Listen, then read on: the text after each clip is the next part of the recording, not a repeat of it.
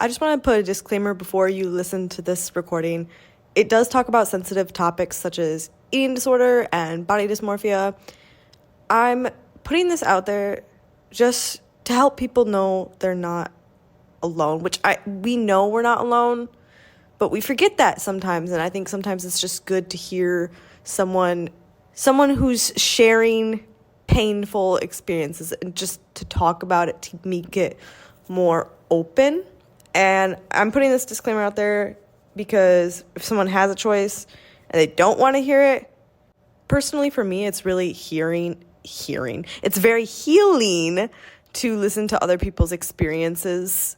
I know for some people, though, it does the opposite and it makes it worse. So if anyone has had that in the past and they don't want to hear it, I want to give them that option. But I really hate it when people are like, get mad when someone posts something about an ED and they're like, oh my God, you didn't put a disclaimer. Oh my God, blah, blah, blah, blah. Let me just tell you, the people who it's going to trigger the most, they don't give a fuck. They're probably searching that stuff up. They don't care. And I hate to say this, but at some point it becomes the responsibility of the person with the ED. Like, they feed into it, they choose it, and you can't force someone to unchoose it. It's just how it is. That's actually a really big problem in our society today. We've become a big pile of soft, whiny ninnies who just bicker on the internet all day. It's pathetic. It's sad. You don't want to feel that way. You don't want to feel those low vibrational, depressing feelings that are triggering you. Here's a brilliant idea. Don't go on the fucking internet, you dumbass. You're a dumbass and you're just asking for it. And you're trying to avoid your problems by making yourself more depressed by being on social media. It's sad. It's very sad. Don't get me wrong. There are positives of technology. There are positives of social media. I would not be who I am without social media. It has taught me so much important stuff. But you have to be so insanely mindful and diligent when you are on the internet. And so many people lack to do that. And we should not be giving children these addictive, harmful chemicals that are rewiring their brains. But that's just an opinion. Bethany's opinion. If you get that reference, I love you. If they don't want to change, they're not going to change. And there is nothing you can do or say to help them. They will starve themselves alive. It's so sad to watch, but it's the truth. So there's no point in wasting your time blaming people on the internet. Without further ado, let's get into the recording. And if you like this, please like this because it means a lot to me. So much more than you realize. So like it. Absolutely no one. Actually, that's a lie. Probably a lot of people have shared this complaint, but here I am because I'm experiencing it now and it's very frustrating for me and I want to complain. So please let me get out my rant. No one tells you how frustrating it is when you start to grow up and you look at your body and you're having more of a woman's body. And it's not the body that you had when you were 16 and extraordinarily malnourished. And you're wondering, well, why don't I look like that? I look at pictures and I'm like, oh, she was so pretty. She was so pretty. She was so skinny. And listen, I know I preach a lot about your looks really don't matter. And they don't. They genuinely don't. You deserve love no matter what you look like. People are way too harsh on people with eating disorders, though. I've seen so many comments where they're like, you're doing this for attention. Oh my God, why can't you stop? And you know what? Maybe they are doing it for attention. Maybe they are. But there is this deep void inside of them.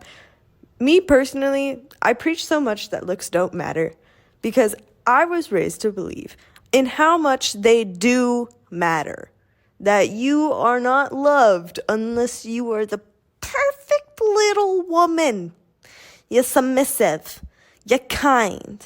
You're a lady. But you're also a freak in the sheets. You have curves in all the right places, but your waist has to be perfect little nugget. Your hair has to be on point 24/7. You have to smell good, look good. You cannot let them see you crumble. Or else he will go after someone younger and prettier. Go fuck yourself, woman. Actually, please fuck me. Oh my God. You know what I'm saying? So there was this huge amount of pressure, and I didn't fit in. I was the black sheep of the family. I was the black sheep at school. I've just been an odd goofball that I feel has been deeply, deeply, deeply misunderstood. So, you know what?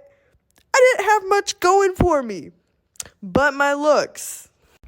That also being said, from a young age, I learned that the superficial things do matter because they open up doors for other opportunities that you wouldn't have gotten if you didn't bring something to the table that is superficial, because in reality, the superficial things may not matter, but there are so many superficial people out there who will only give a crap about you if you at first dangle a little golden little chocolate at their face.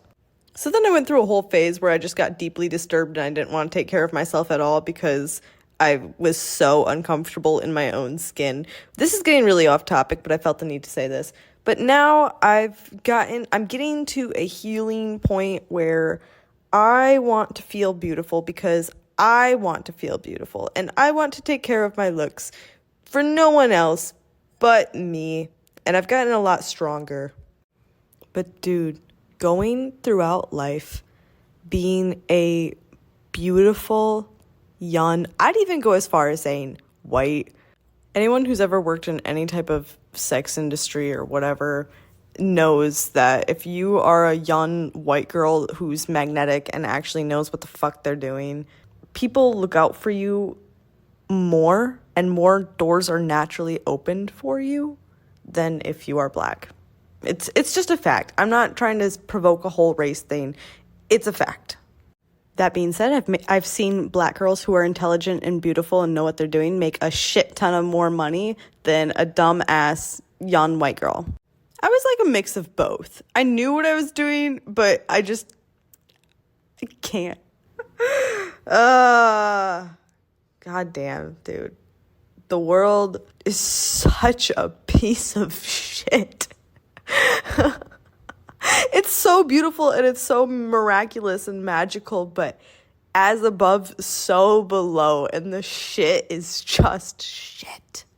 The color of your skin does not matter, but it's more of the way other people treat you and the perception that people have and the experience you are going through. And it's a very weird spot to be someone who just turned 18 as a girl. I cannot describe. My name is my credit card, but it's very lonely. So many people just naturally get triggered when you're bi for no reason. Listen, I'm not complaining about white privilege. I understand. I get it. I see it. I'm not ignorant to it, okay? That being said, it can be kind of lonely because you don't really feel like you fit in with any other culture, because in my experience, I've had very welcoming ones, but from where I was at, I had a lot of people just kind of look at me and they're like, they have this, there's such a bad perception of white people, and people naturally will assume because of my personality, I've had it a lot easier than I've had it. And it's sad. But then I also don't fit in with a lot of white people, so there's that. But when you're pretty young and white with a smiling personality, people immediately have all these negative perceptions of you. Just it's so sad. It's so sad. And I'm not trying to complain. I'm not trying to, but it's so much pressure, and I'm letting it go. I'm letting that go. So I wish I knew all that, but when I was younger, I was thinking, sure, you may never be happy, you may never experience love, and you may feel like a commodity that's just used for their body, but you know what you will have? Opportunity, more opportunities, more attention, more security. Pretty people don't have to do too much, and people are just dying to help them. I mean, sure, could they also actually murder you? Yeah. But you get a lot of things handed to you for free, too. It's not just about the pretty. It's a whole skill set that you learn to maneuver. It's sad. It's such a sad life. It's so sad. And I'm going to tell you right now, I'm not the type of person who can sit down and read a fucking textbook. Call me what you want, but when it comes to the whole studying department, not exactly my forte. So I thought, why not focus on my looks? I can't control anything, but I can control my looks. I can control my body. I can control what I look like. Hence, why I have the person that I am looking in the mirror right now. I studied so much about nutrition. Ironically, I actually can study. That's something I've discovered. I just study a bunch of obscure knowledge that not many people think is going to be useful, and I just have this very unique mindset. About exercise. Then once I realized, oh shit, this eating disorder is actually kind of fucking up your teeth, Bethany. You kind of feel a little sick. Maybe, just maybe, you don't want to have a sore throat the rest of your life. That's a word. I'm good. I'm great. Some days. All days I'm great, but all days I'm also sad. It's an up and down mixture. It's life. You can't control it. You can't predict it. It's just life.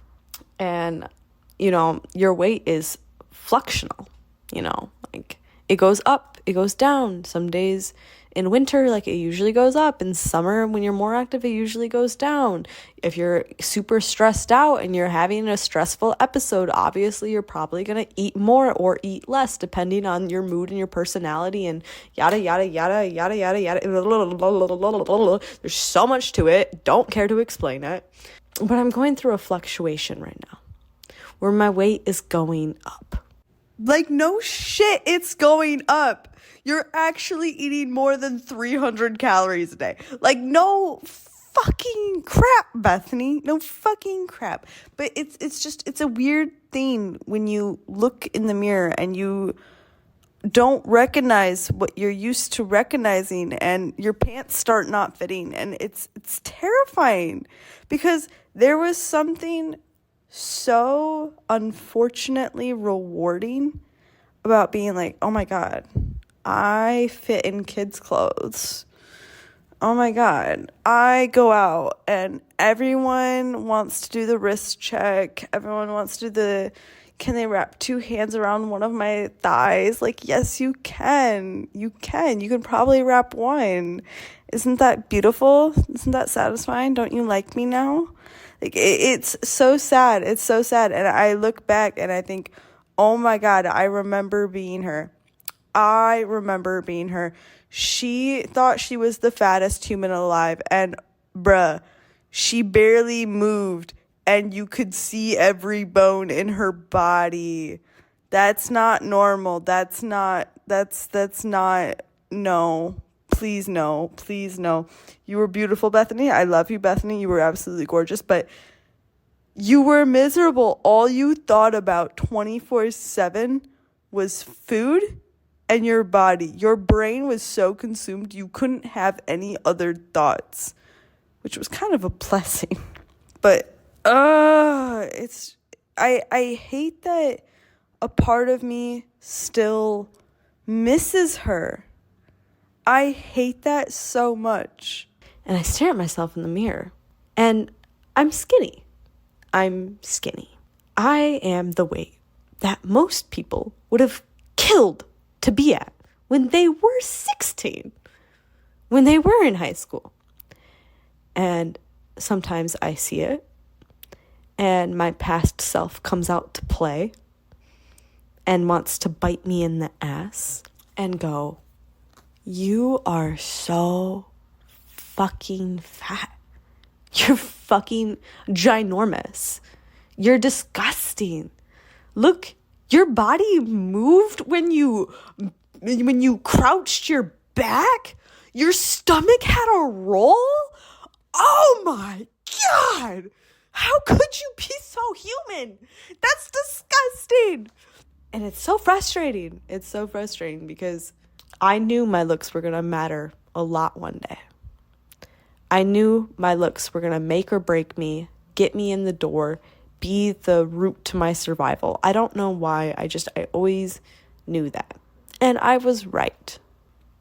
Maybe it was a self-fulfilling prophecy. I don't know.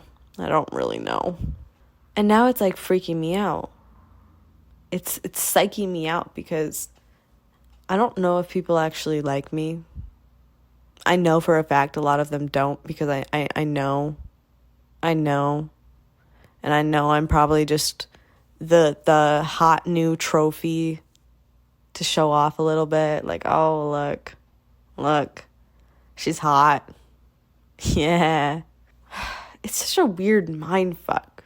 And now I'm like, damn. Now it's just, I used to enjoy working out.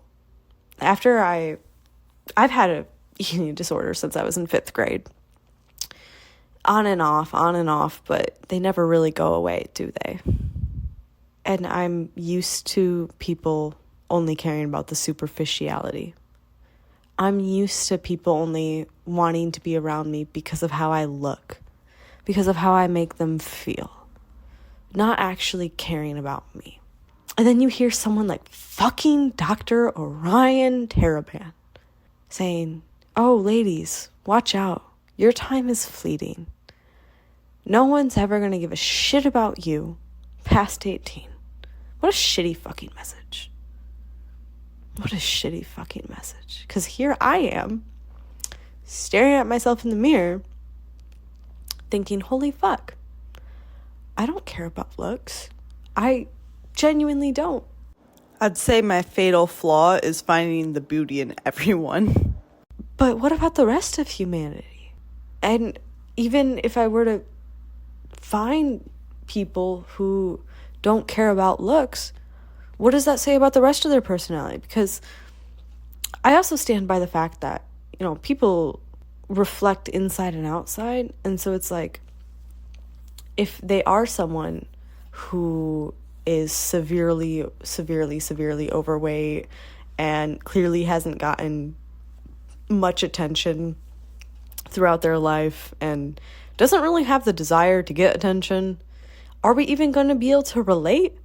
Sure, they may really accept me for who I am, but they can't understand my experiences at all because I've gone through life in a fucking rat race trying to make myself so attractive, and I know how to walk if I want to. I can turn it on and off, but if I want to, I can be a chameleon. I know exactly how to walk right. I know exactly how to charm.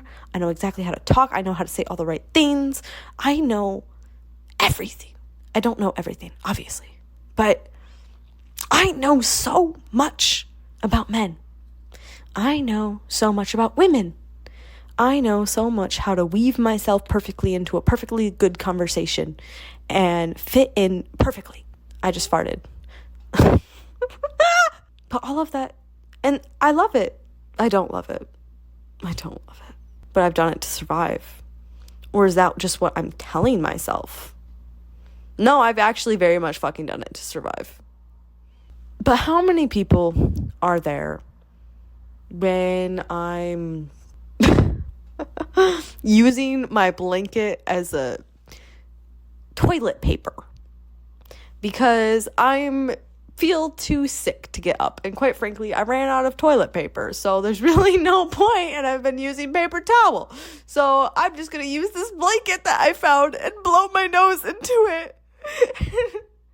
And I'm gonna wake up some days with the most atrocious breath and snot all over me, and I'm not gonna be pretty anymore. And one day I'm gonna wake up and I'm gonna have wrinkles on me. What do you do then? Do guys only care about looks? Is that all we are? And I know. I do not care about a man's approval. I really don't, and I'm very grateful I've gotten to the point in my life, because there was a serious phase in my life. And by serious phase, I mean from kindergarten all the way up through senior year, where I needed someone. It wasn't just a little, like, no. No, no, no, no, no. No, no, no, no, no. I would fall so deeply for someone. I'm not entirely sure why, but I would, and I'd become super blind. And I just wanted someone who loved me. I just wanted someone who loved me. Growing up, I was super into Disney princesses. Ironically, not the Princess or the Frog, the Princess and the Frog, or Pocahontas, because they taught very demonic things.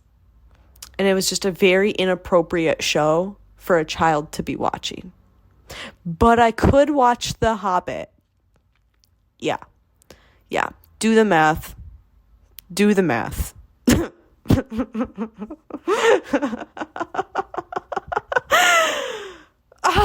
It's so funny.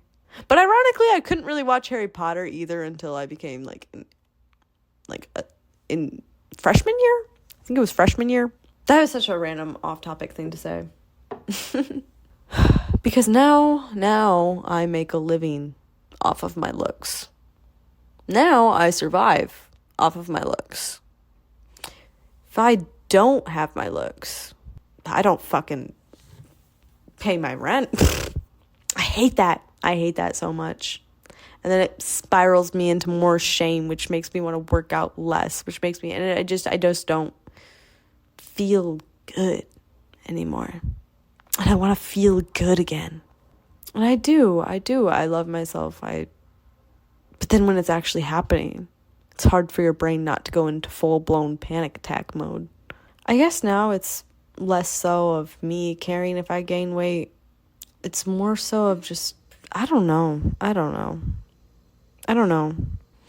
Such a mental trap to fall into.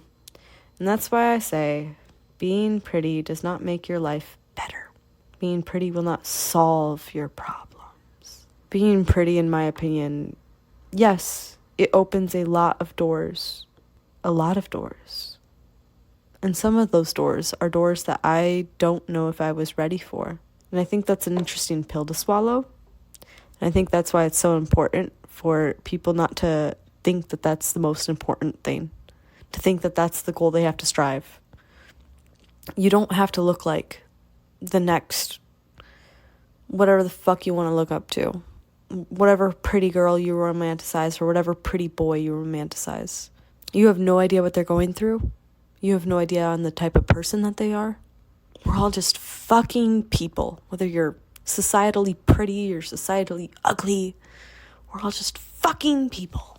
I added so many random voiceovers and I have no idea how this turned out. And quite frankly, I don't feel like listening to it again because I spent like an hour doing this and I love doing this. So just subscribe. Just subscribe.